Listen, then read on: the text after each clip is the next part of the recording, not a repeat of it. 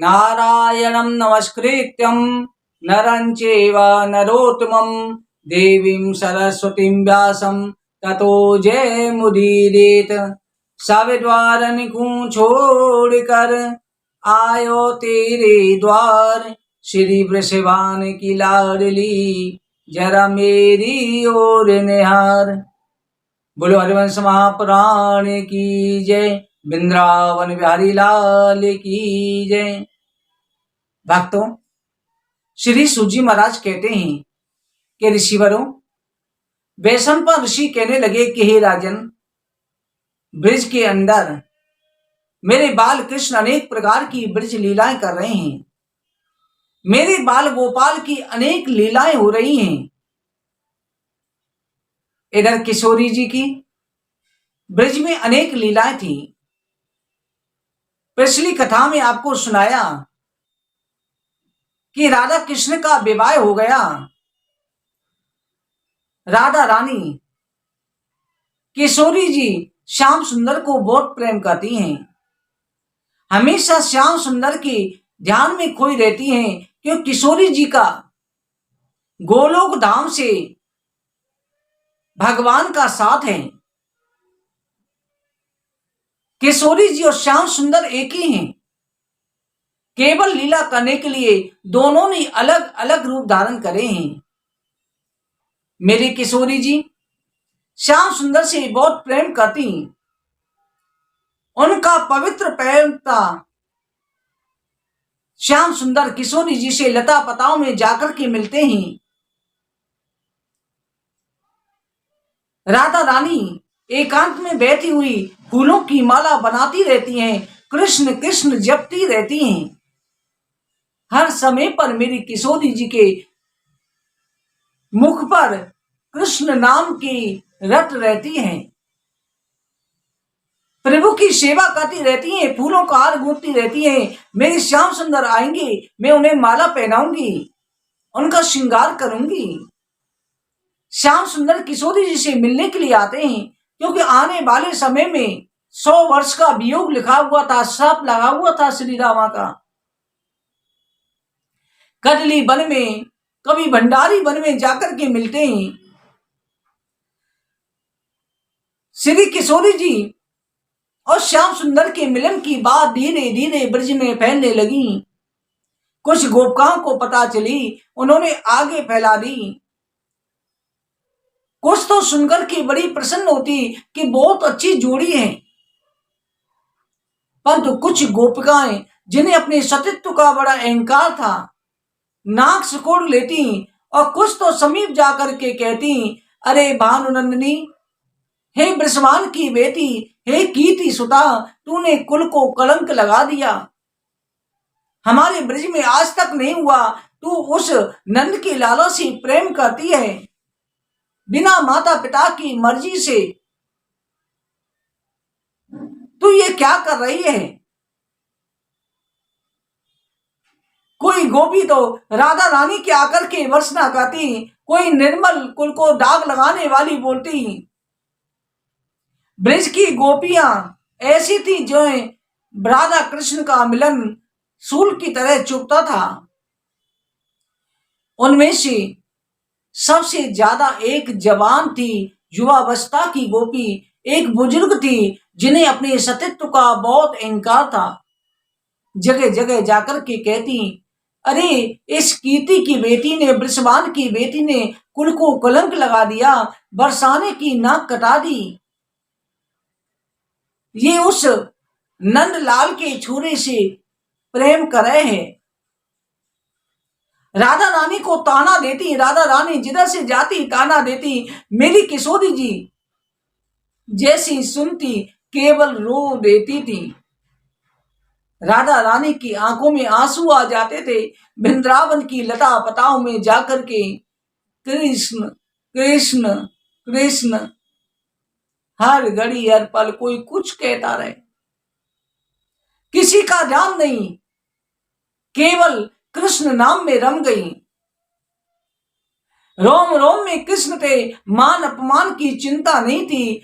सब कुछ किशोरी जी सह रही हैं, परंतु वृंदावन की आदिताश्री देवी वृंदा से रहा नहीं गया।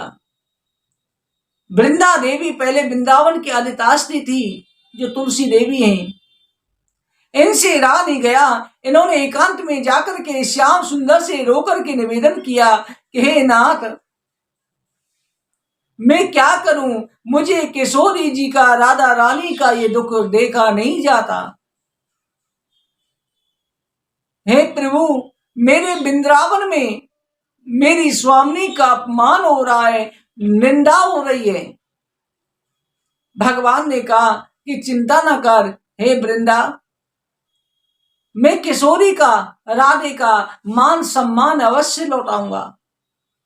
जो मुझसे प्रेम करता है उसे मैं संसार में डूबने नहीं देता, और वो तो मैं हूं और मैं राधा हूं, हम दोनों एक हैं। आज श्याम सुंदर अपने घर में खेलते हैं, ग्वाल वालों के साथ खेलने जाते हैं, बछड़े चलाने जाते हैं, अनेक लीलाएं करते हैं, गोपियों के घर में माखन चुराते हैं। मैया यशोदा मणि जड़ित आंगन में लाला को खेलते हुए देखती हैं, बड़ा प्रेम करती हैं। श्याम सुंदर 6 वर्ष की अवस्था के थे, छोटे से ही बछड़ा चराने जाने लग गए थे। छोटे से डंडा लेते चराने चले जाते, लीलाएं कर रहे थे कि छोटे छोटे बच्चे चले जाते थे। भगवान एक दिन ग्वाल वालों के साथ खेल रहे थे, अचानक से बेहोश होकर के गिर गए। भगवान ने अपनी माया का झलक दिखा दिया। भगवान बेहोश होकर के ये जाते हैं। अब श्याम सुंदर का पूरा शरीर नीला पड़ गया, नील वरण। उसी समय पर यशोदा मैया आई, आकर के श्याम सुंदर को गोदी में लेकर के बिलखने लगी, हाय हाय हे मेरे नीलमणि, तुझे क्या हो गया, नीलमणि तुझे क्या हो गया। अब तो लाला का संपूर्ण अंग तप रहा है, अग्नि की भांति तप रहा है, नाड़ी धक-धक चल रही है, आंखें खुलती नहीं है। सभी गोपियां, पूरे ब्रजवासी एकत्र हो गए कि नंद बाबा का लाला श्याम सुंदर बेहोश होकर के गिर गया है। पूरे ब्रज के वासी, बरसाने के, गोकुल के, नंदगाम के, वृंदावन के सभी गांवों के ब्रजवासी आ गए। वहां नदी के किनारे ले जाया गया, बहुत बड़ा मेला सा लग गया। नंद बाबा ने घोषणा करवा दी कि जो मेरे लाला को ठीक करेगा उसे मैं मोह मांगा इनाम दूंगा, उसे ब्रज के गांव भी दे दूंगा। बड़े से बड़े वैद आए, परंतु कोई भी लाला को ठीक नहीं कर पा रहा। लाला का शरीर निस्तेज हो चुका है। बाबा ने पूरे ब्रज में ढूंढवी सूचना करवा दी थी मोह मांगा पुरस्कार के लिए, परंतु कोई भी ऐसा वैद नहीं जो लाला को ठीक कर सके। लाला को ठीक करने वाला कोई नहीं है। वृषभान जी भी आ गए, सारी ब्रज गोपियां ग्वाल वाल खड़े हुए हैं। उसी समय पर नंद बाबा व्याकुल होकर के रो रहे हैं, यशोदा मैया रो रही है, सभी देवता आकाश में खड़े होकर के भगवान की लीला देख रहे हैं। सुबह से लेकर के रात होने को आ गई, अगले दिन सूर्य उदय भी हो गया, 24 घंटे हो चुके हैं, पर कोई भी लाला को ठीक नहीं कर पा रहा। उसी समय से नंद बाबा, यशोदा मैया नारायण भगवान का ध्यान कर रहे हैं, हे कुल के इष्ट देवता नारायण, हमारे लाला की रक्षा करो। उसी समय सामने से लता पताओं से एक युवा अवस्था का वैद्य जी निकल के आते हैं, जिनके कंधे पर जड़ी बूटियों की थैली थी, बहुत तेजस्वी शरीर था, चेहरा देवताओं के समान चमक रहा था। वैद्य जी आए, वैद्य जी ने आकर के कहा, बाबा मैं तुम्हारे लाला को ठीक कर दूंगा, पहले मुझे नाड़ी परीक्षण करने दो। नाड़ी परीक्षण किया, बाबा तुम्हारे लाला का इलाज किसी दवाई औषधि जड़ी बूटी में नहीं है। नंद बाबा ने कहा कि बैद जी फिर मेरो लाला थी कि कैसे हुई गो।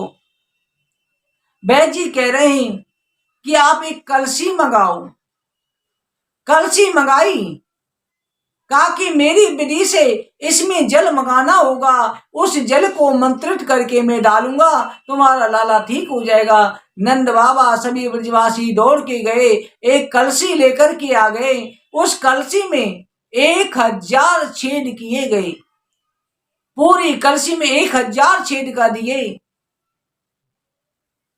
और इस कलसी में छेद करके एक चमकता हुआ यंत्र अपनी झोली से निकाला, उस कलसी में डाल दिया और झोली में से निकाल के डाल करके फिर लाला के केसन को काटना शुरू करो। कहा बाबा ये इलाज हो रहे हुए, एक एक केस का लेकर के पूरी एक केस की, एक केस में एक केस जोड़ करके, जैसे एक जटा होती है उसमें दूसरी जटा पतले से बालों की एक छोर से लेकर के कहा कि जमुना जी के उस छोर पर एक सिरा बांध दो। सभी अचंभित हैं कि बैद जी क्या कर रहे हैं, लाला के एक सिरा इधर और बालों की जटाओं का जो बना बनाकर एक सिरा उधर जोड़ रहे हैं। जब पूरा जोड़ दिया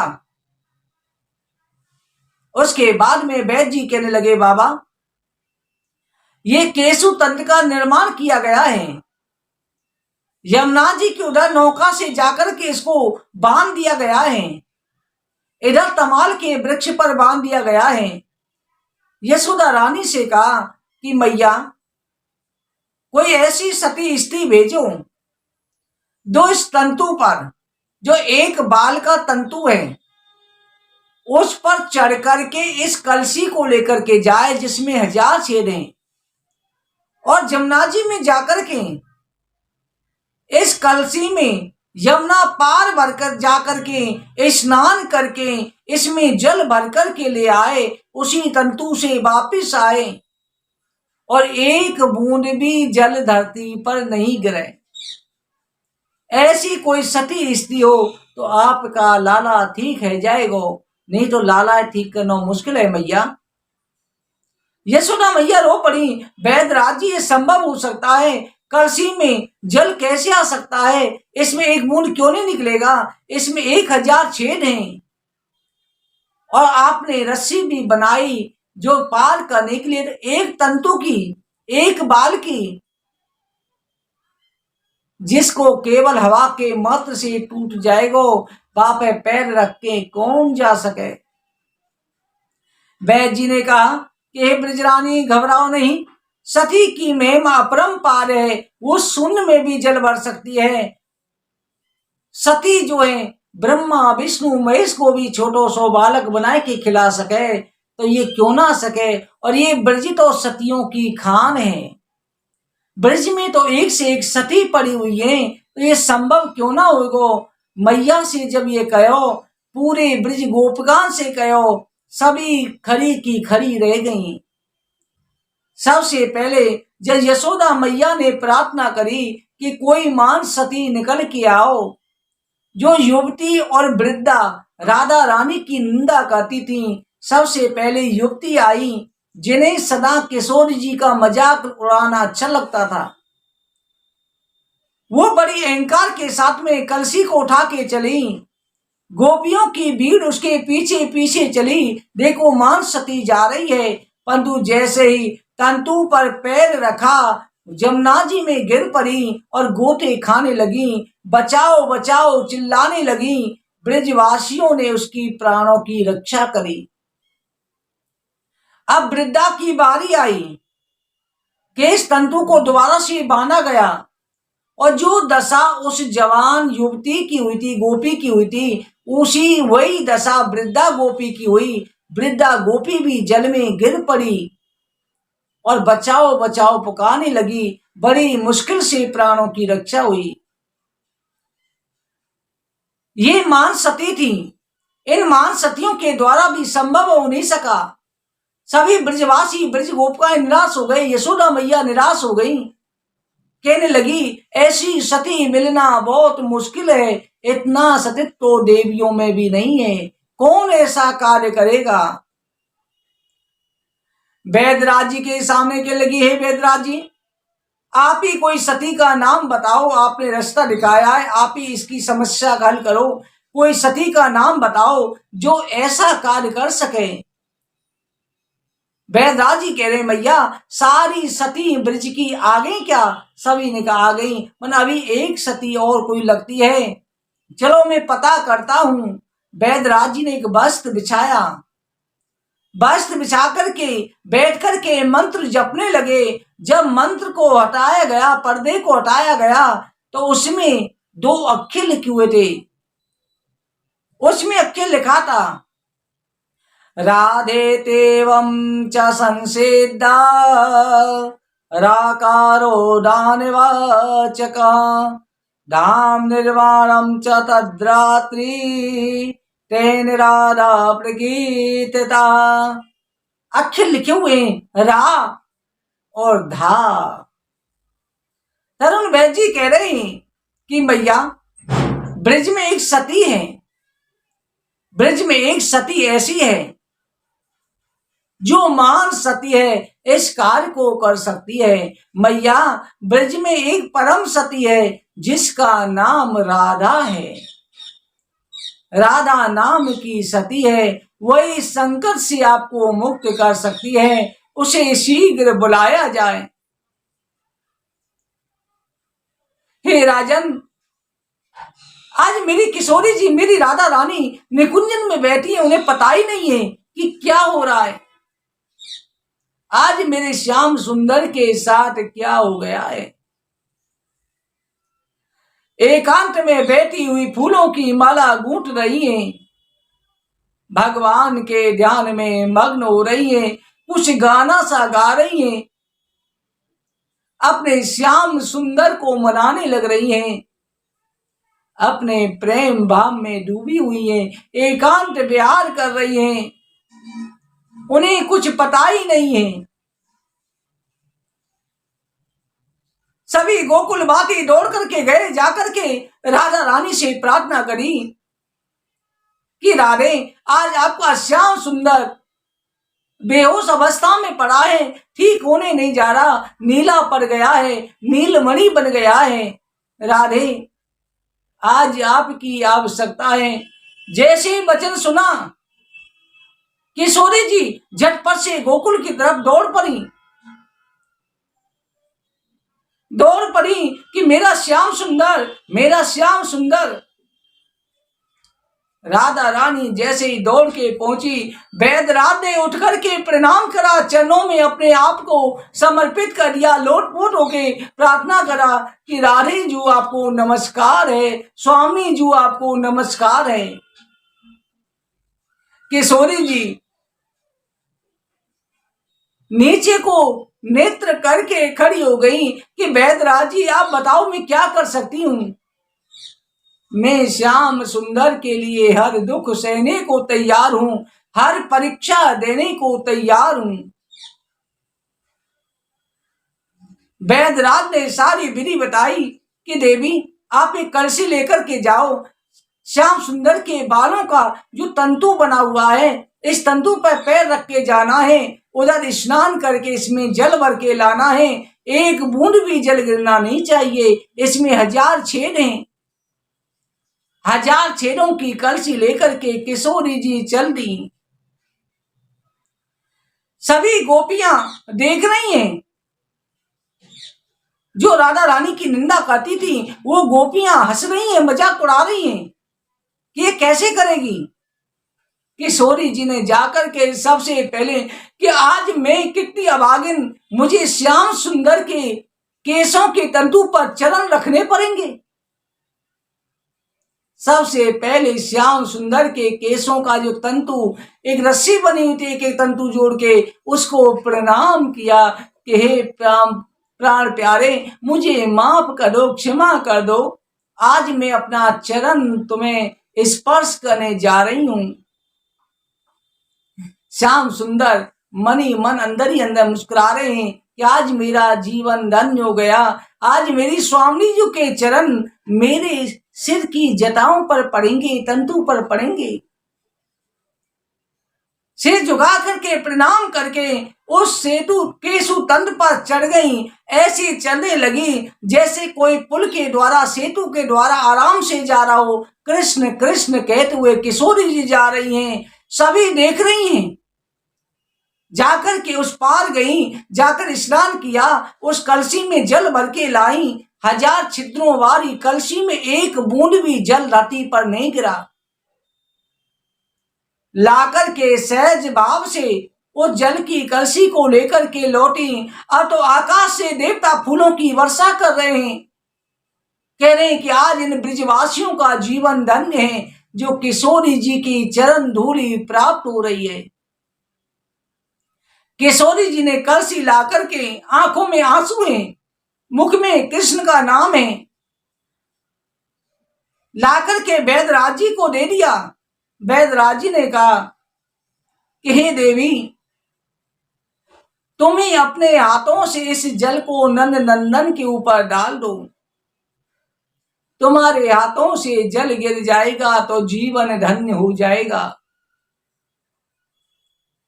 किशोरी जी ने लज्जा से नीचे को नेत्र करके वैद्य के कहे अनुसार श्री कृष्ण पर जल जैसे ही चढ़ाया, जल के चढ़ते ही श्याम सुंदर इस प्रकार से उठ करके बैठी हो गए जैसे सोकर के जागे हों। लज्जा से सिर को नीचा करे हुए किशोरी जी अपने घर की तरफ लौट चली। उपवास करने वाली जो गोपियां थीं, जो राधा रानी की निंदा करती थी, दौड़ पड़ी किशोरी जी के जहां जहां चरण पड़े हैं धूल लेकर के अपने मस्तक पर लगाने लगी। आज सभी ब्रजवासी किशोरी जी की चरण रज में लोट पोट हो गए, वैदराज भी लोट पोट हो गए। राधे तेरे चरणों की रज धूल जो मिल जाए, सच कहता हूं राधे मेरी तकदीर बदल जाए। सभी दौड़ पड़े। वो बड़ी बुजुर्ग गोपियां रो रही हैं कि हमने जीवन भर ऐसी मान सती की निंदा करी। जुवान गोपी भी रो रही है। रासेश्वरी ने अपने प्रीतम श्री कृष्ण के प्रेम की एक झांकी श्याम सुंदर को दिखा दी। मेरे श्याम सुंदर के साथ में इस प्रकार से किशोरी जी की अनंत लीलाएं हो रही हैं। किशोरी जी इतना भाव हो तो अभी गोपियों से क्या कहती हैं, सखीरी में तो हूं अब गोने की खान, तने गोरी मन काली बारी, प्रात के पूरन काम, सखीरी में तो हूं अब गोने की खान। राधा रानी स्वयं कहती हैं कि सखी मेरे अंदर तो अवगुण भरे हुए हैं, मेरे श्याम सुंदर ही दया के सागर हैं। मैं तन की गोरी हूं, मन की काली हूं, त्याग रंच मोह मन नहीं भरा अमित अभिमान। किशोरी जी के अंदर काम क्रोध मद लोभ अहंकार का जरा सा भी मात्र लेश नहीं है। ऐसी मेरी किशोरी जी हैं। और जो मेरी किशोरी जी के भक्त होते हैं, मेरी किशोरी जी बहुत जल्दी दया करके अपना लेती हैं। उनके अंदर के अभिमान को, राग द्वेष को नष्ट कर देती हैं। अपने पराये का भेद नहीं रहता, एक हो जाते हैं। ऐसी राधा रानी की चरण धूलि अवश्य अपने मस्तक पर लगानी चाहिए। आप भी उसी भाव को प्राप्त हो जाएं। बोलो राधे राधे। भक्तों, आज की कथा कहीं पर विश्राम करते हैं। बोलो हरिवंश महापुराण की जय। जय जय श्री राधे, जय जय श्री राधे, जय जय श्री राधे श्याम।